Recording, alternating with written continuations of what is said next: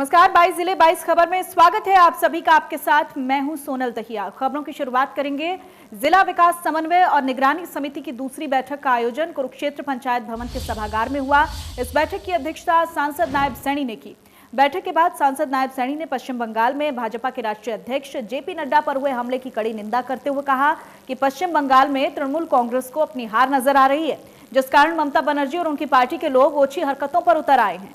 वहीं किसान आंदोलन पर बोलते हुए सांसद सैनी ने कहा कि राजनीतिक दलों के बहकावे में आकर किसान बेवजह बवाल कर रहे हैं। उन्होंने कहा कि बातचीत के दरवाजे खुले हैं। यदि किसानों को कोई आशंका है तो वो उसका समाधान बातचीत के माध्यम से कर सकते हैं। उन्होंने कहा कि किसान हठधर्मिता छोड़ें, अपना आंदोलन समाप्त करें। देखिए, ये दुर्भाग्यपूर्ण है इस लोकतंत्र के अंदर हमारे राष्ट्रीय अध्यक्ष आदरणीय जेपी नड्डा जी, जो उसकी बौखलाहट वहां की सरकार के सामने आई है और जिस प्रकार से वहाँ हमारे कार्यकर्ताओं की उनको मौत के घाट उतार दिया जाता है और उसका एक बहुत बड़ा ये सामने आया है, उस सरकार का चरित्र सामने आया है कि हमारे राष्ट्रीय अध्यक्ष की गाड़ी के ऊपर पथराव किया। इसकी जितनी निंदा की जाए वो कम है और लोकतंत्र के अंदर ऐसा नहीं होना चाहिए। आदरणीय प्रधानमंत्री जी ने भी कहा है कि बातचीत का दौर चलता रहना चाहिए, वो खत्म नहीं होना चाहिए, क्योंकि जो ये 3 कृषि कानून है किसान के हित में, किसान की मजबूती के अंदर है। अगर कहीं पर भी कोई शंका है, कोई भ्रम है, वो बातचीत के दौर से वो हम उसका समाधान निकाल सकते हैं, उसमें कोई दिक्कत नहीं है। परंतु आज प्रधानमंत्री जी का जो एक विजन है और ये लोकसभा में जब ये बिल आया था तो उस वक्त भी इस कोरोना जैसे वैश्विक संकट के अंदर आदरणीय अध्यक्ष जी ने कहा कि ये किसान की आय बढ़ाने का सवाल है और उसके लिए इसके ऊपर बैठ करके चर्चा होनी चाहिए। अगर कोई सुझाव विपक्ष के पास है, कांग्रेस के पास अगर कोई इसका अच्छा सुझाव हो कि जिससे इनकम बढ़े किसान की, इसके ऊपर राजनीति नहीं होनी चाहिए, तो आप वो सुझाव दें, उसको हम इसके अंदर। और वहीं गोहाना पहुंचे राज्यसभा सांसद रामचंद्र जांगड़ा ने बीजेपी के राष्ट्रीय अध्यक्ष जेपी नड्डा और राष्ट्रीय महासचिव कैलाश विजयवर्गीय के काफिले पर हुए हमले की निंदा की। रामचंद्र जांगड़ा ने पश्चिम बंगाल की मुख्यमंत्री ममता बनर्जी पर निशाना साधते हुए कहा, ममता के गुंडों ने यह हमला करवाया है। यह हमला दर्शाता है बंगाल से लोकतंत्र गायब हो गया है। इस दौरान रामचंद्र जांगड़ा ने किसान आंदोलन पर भी खुलकर बोलते हुए पंजाब के मुख्यमंत्री कैप्टन अमरिंदर सिंह और पूर्व मुख्यमंत्री प्रकाश सिंह बादल से सवाल किए। रामचंद्र जांगड़ा ने कहा कि वो बताएं कि क्या हरियाणा का किसान नहीं है। एक ने एसवाईएल से संबंधित तमाम समझौतों की पंजाब असेंबली बुलाकर निरस्त कर दिया, दूसरे ने हरियाणा को पानी देने वाली खुदी हुई नहर को मिट्टी से भरवा दिया। उन्होंने कहा कि अगर कृषि का मौजूदा ढांचा सही होता तो पंजाब जैसे प्रदेश का किसान कर्ज से दबा हुआ क्यों होता। मौजूदा व्यवस्था सही होती तो पीएम नरेंद्र मोदी को इसमें संशोधन करने की जरूरत ही क्यों पड़ती।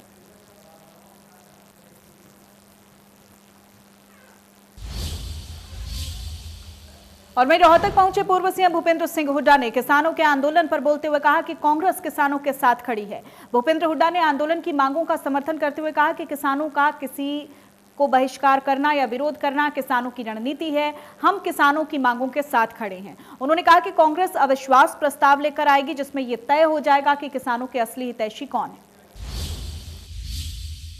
देखिए, जो किसानों की मांग है भाई एमएसपी गारंटी है, वो किसानों की मांग सरकार को माननी चाहिए, क्योंकि वो जो ये नए 3 कानून हैं ये किसानों के हित के नहीं हैं।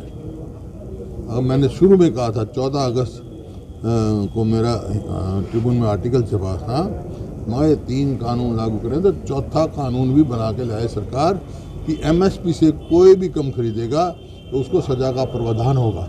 ठीक है भाई, इन्वेस्टमेंट आए, प्राइवेट आए, किसान को एमएसपी से ऊपर भाव मिले, ठीक है, लेकिन जो एमएसपी से कम खरीदेगा उसकी सजा का प्रावधान होना चाहिए। क्योंकि इस सरकार ने ही जो है, जो इस तरह कोरोना काल में ये अपना वाटर कैनन इस्तेमाल करी, जो पानी का वो किया, कितने तकलीफ हुई उनको, टीयर गैस किया और पिपली में लाठी चार्ज की, किसानों की बात सुनने की तैयार नहीं है सरकार। और आज भी एमएसपी होते हुए भी मंडियों में एमएसपी का भाव पूरा नहीं मिल रहा, किसान को पूरी खरीद नहीं हो रही।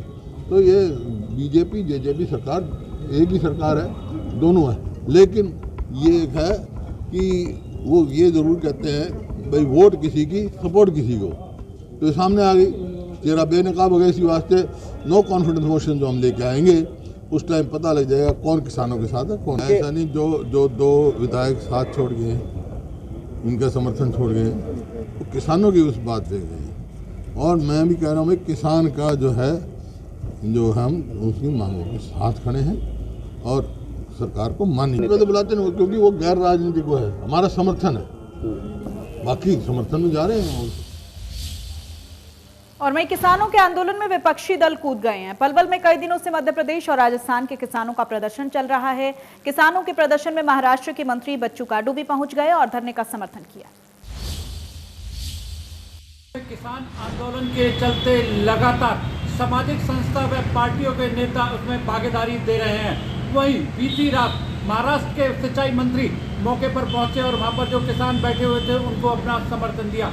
इस अवसर पर उन्होंने लोगों को संबोधित करते हुए कहा कि मोदी सरकार द्वारा जो 3 कानून लाए गए हैं ये किसान के विरोधी हैं, जिसके चलते उन्होंने यह बताया कि आम लोगों को अगर मोदी सरकार से बचना है तो इन जो काले काले कानून लाए गए हैं इनसे बचाव करें, क्योंकि लगातार क्षेत्र में जो किसान धरने पर बैठे हुए हैं कहीं ना कहीं उनकी मांगे जायज़ है, क्योंकि अगर किसान के अगर ये अध्यादेश लागू कर दिए गए तो कहीं ना कहीं किसान जो प्राइवेटाइजेशन की तरफ इंडस्ट्रीज को ले जा रहे हैं उसमें पूरी तरह से किसान लिप्त हो जाएगा और जो ज़मीनी स्तर पर किसान अपनी फसल को पैदा करके देता है उससे कॉरपोरेट घरानों को मोटा फायदा पहुंचेगा। जिसके चलते उन्होंने बताया कि आम लोग भी इसमें अपनी मदद करें और कहीं ना कहीं मोदी सरकार के इन कानून जब तक निरस्त नहीं होंगे तब तक वे धरने पर बैठे रहें। कैमरामैन प्रवीण के साथ नितिन शर्मा, इंडिया न्यूज़, पलवल। और वहीं किसानों के आंदोलन के चलते फरीदाबाद में पुलिस ने हाईवे पर नाकेबंदी कर दी है। किसानों द्वारा हाईवे को 12 दिसंबर को टोल फ्री करने की चेतावनी के बाद फरीदाबाद से किसान बदरपुर बॉर्डर ना पहुंच सकें, इसका पुलिस ने पहले ही इंतजाम किया हुआ है। किसान आंदोलन के चलते जहां एक तरफ किसानों की तरफ से 12 तारीख को टोल फ्री करने का आह्वान कर दिया है, तो दूसरी तरफ फरीदाबाद पुलिस की तरफ से भी अब चौकसी बढ़ा दी है और न केवल बदरपुर बॉर्डर पर बल्कि गांव झाड़ सैंतली के पास भी बैरिकेटिंग कर दी है। बैरिकेटिंग के साथ साथ में सीमेंट के ब्लॉक लगाकर वहां रास्ता रोक दिया गया है ताकि कोई भी किसान आगे बदरपुर बॉर्डर की तरफ ना बढ़ सके। बता दें कि केएमपी पर भी मध्य प्रदेश के अलावा और कई जिलों के वहाँ किसान इकट्ठा हो रहे हैं और ऐसे में वो अगर बदरपुर बॉर्डर की तरफ बढ़ते हैं और बॉर्डर पर टोल प्लाजा को टोल फ्री करते हैं तो पुलिस के लिए सिरदर्दी बढ़ेगी और इसी के चलते जगह जगह नेशनल हाईवे पर पुलिस की तरफ से बैरिकेटिंग की गई है। इसके साथ साथ में क्राइम ब्रांच की जितनी भी फरीदाबाद की टीमें हैं उनको लगा दिया गया है। वो इस बात पर नज़र रखे हुए हैं कि कोई भी किसान नेता बदरपुर बॉर्डर पर ना पहुँच सके। अब देखना होगा कि कल जिस तरह से किसानों ने टोल फ्री करने का आह्वान किया है तो ऐसे में पुलिस उन्हें कितना रोक पाती है। फरीदाबाद से देवेंद्र कौशिक, इंडिया न्यूज़। और वहीं पंचकुला बीजेपी के प्रमुख कार्यकर्ताओं की एक विशेष बैठक जिला अध्यक्ष अजय शर्मा की अध्यक्षता में बीजेपी कार्यालय में हुई। बैठक में विशेष तौर पर विधानसभा अध्यक्ष और पंचकुला विधायक ज्ञानचंद गुप्ता ने शिरकत की। बैठक में नगर निगम चुनाव को लेकर रणनीति और चुनावी कार्यक्रमों पर विचार विमर्श हुआ।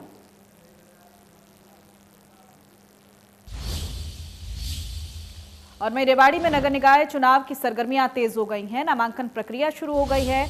रेवाड़ी में बीजेपी कांग्रेस में मुकाबला है। निर्दलीय समीकरण बिगाड़ सकते हैं। दोनों ही पार्टियां 13-14 दिसंबर को अपने उम्मीदवार घोषित करेंगी। प्रत्याशियों को 18 दिसंबर को चुनाव चिन्ह मिलेंगे। 27 तारीख को मतदान होगा।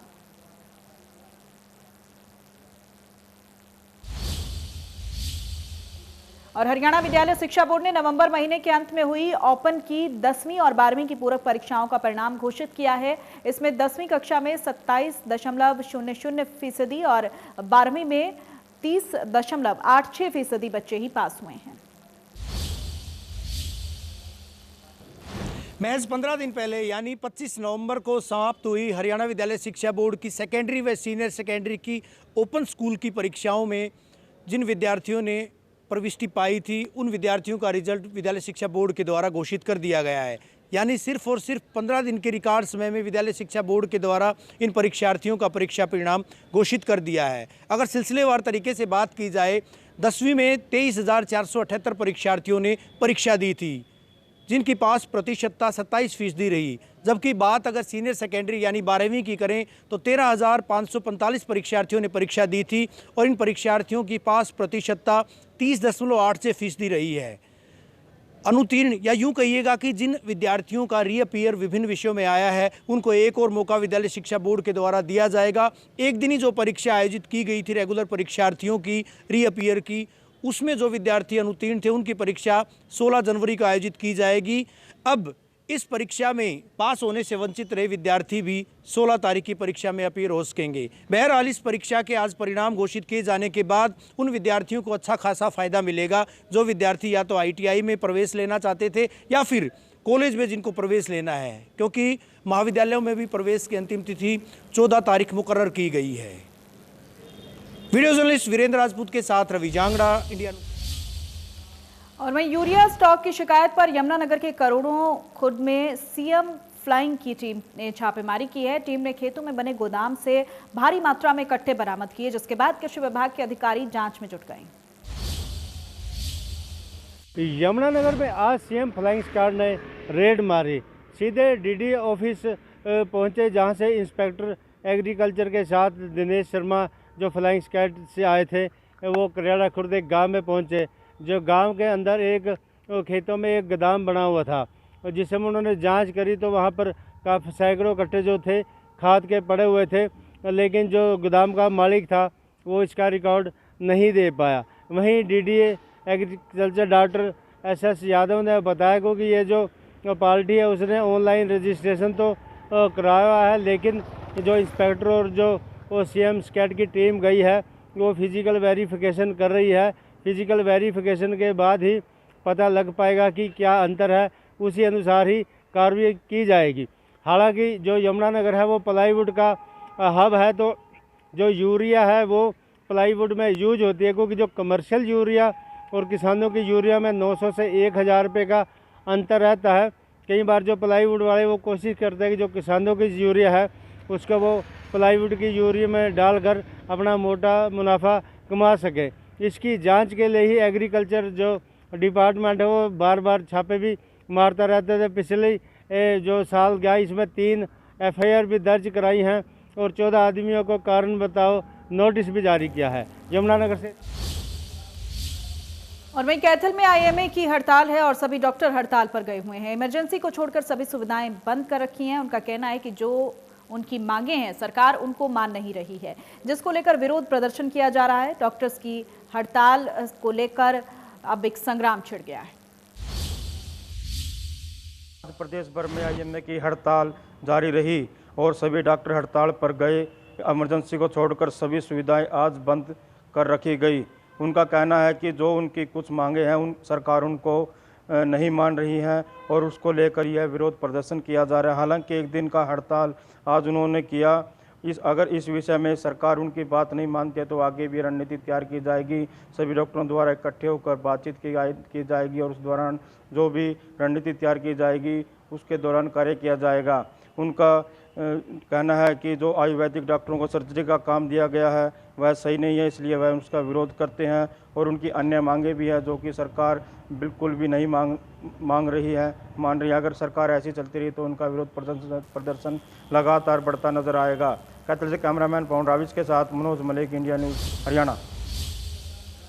और वहीं इंडियन मेडिकल एसोसिएशन सिरसा ने मिक्सोपैथी के विरोध में सभी जगह पर OPD को बंद रख रोष जाहिर किया है। सिरसा के IMA से संबंधित सभी डॉक्टर हड़ताल कर रहे हैं और सुबह 6 से शाम 6 बजे तक OPD को बंद रखा गया है। वहीं डॉक्टर द्वारा OPD बंद रखने से मरीजों को परेशानियां झेलनी पड़ी हैं। IMA के प्रधान डॉक्टर अशोक पारिक ने बताया कि IMA मिक्सोपैथी का विरोध करता है और इसके लिए देश भर के डॉक्टर रोष जता रहे हैं।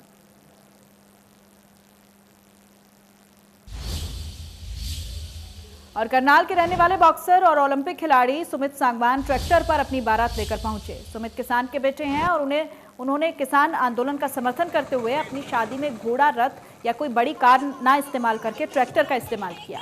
वहीं बॉक्सर सुमित सांगवान को शादी की बधाई देने के लिए खेल राज्य मंत्री संदीप सिंह भी पहुंचे।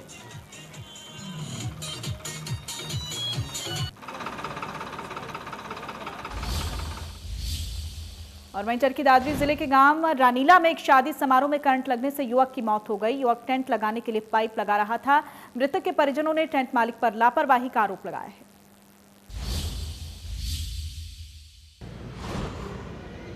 शादी में टेंट लगाते वक्त हाई वोल्टेज तारों की चपेट में आने से एक युवक की मौत हो गई।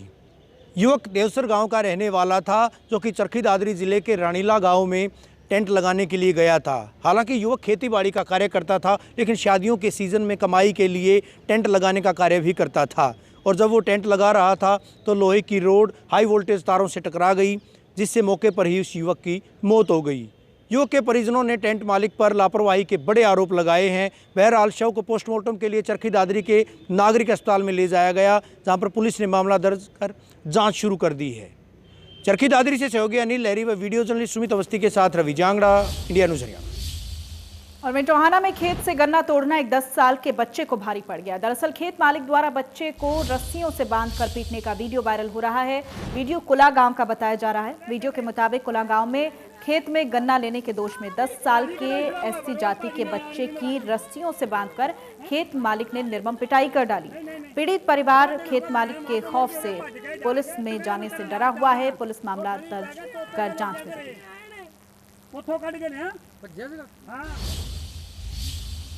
और वहीं मेवात के शिशवाना गांव में ससुराल पक्ष पर आरोप लगा है कि उसने दहेज की डिमांड पूरी नहीं करने पर विवाहिता को बच्चों सहित पेट्रोल छिड़ककर आग लगा दी। इस हादसे में महिला और उसके एक बच्चे की मौत हो गई, जबकि एक बच्चा गंभीर रूप से घायल हो गया। नगीना पुलिस ने पति साबिर समेत ससुराल पक्ष के 5 लोगों पर आग लगाकर हत्या करने की धाराओं के तहत मुकदमा दर्ज किया है। अभी किसी आरोपी को पुलिस ने गिरफ्तार नहीं किया है।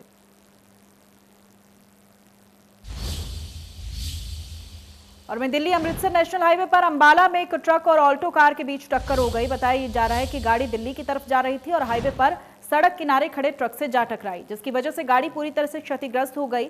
हाईवे पर एक्सीडेंट होने की वजह से दिल्ली की तरफ से आ रहे ट्रैफिक को भी पुलिस ने रोक दिया, जिसके बाद हादसे का शिकार हुई गाड़ी को हाईवे से हटवाया गया। पुलिस अधिकारियों और वहां मौजूद लोगों ने जख्मियों को अस्पताल में भर्ती करवाया।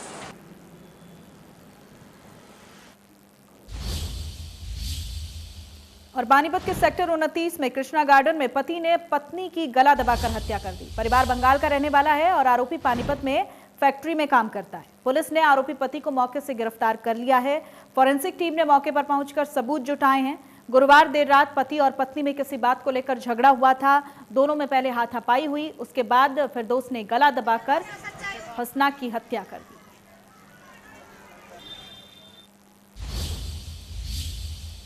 और इसी के साथ बुलेटिन में फिलहाल इतना ही। नमस्कार।